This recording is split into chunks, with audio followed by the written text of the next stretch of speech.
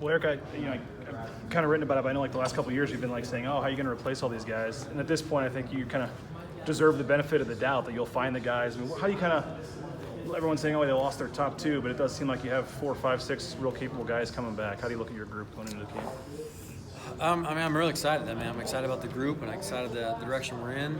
I'm excited to kind of be able to get on the field and wrap my arms around them and keep developing as they push forward and hopefully get even better.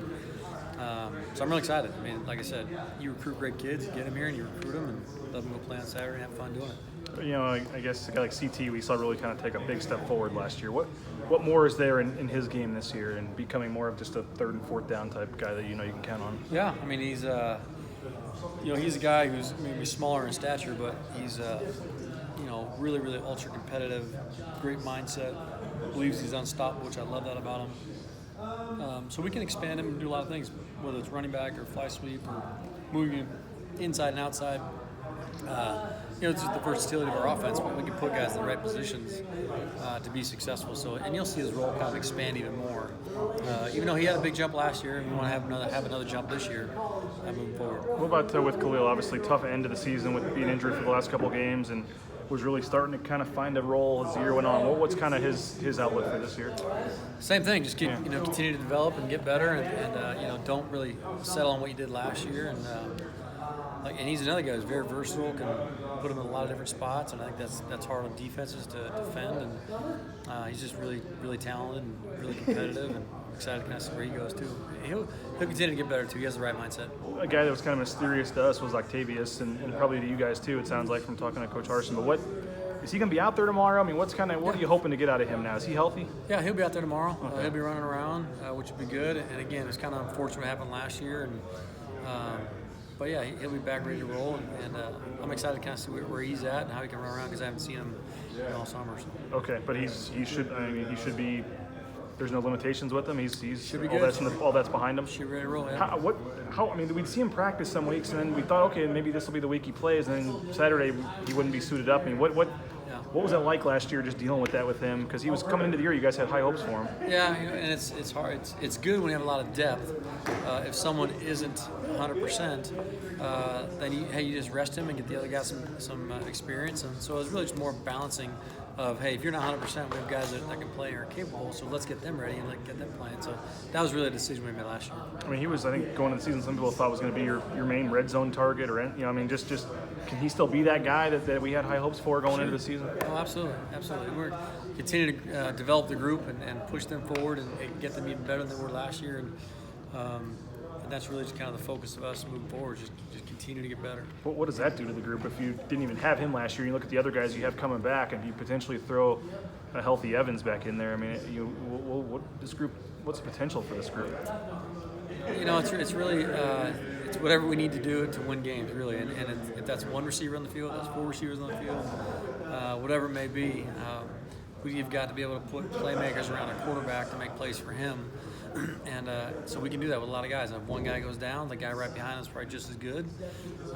And that's the great thing about recruiting depth and a lot of great players is collectively as a group, I don't know who you defend. You try to defend one, the other guy's going to get open. So it's a good problem to have. Who am I forgetting? There's a couple other main guys. I mean, I know. I don't know. I mean, Hightower. Yeah, I mean he's AK. Yeah, I mean what with John? I mean he's the same thing. Kind of a couple games was injured there, and then had the academic issue in the bowl game. What kind of is his? Is he obviously a ton of potential, but is he ready to kind of see that out or?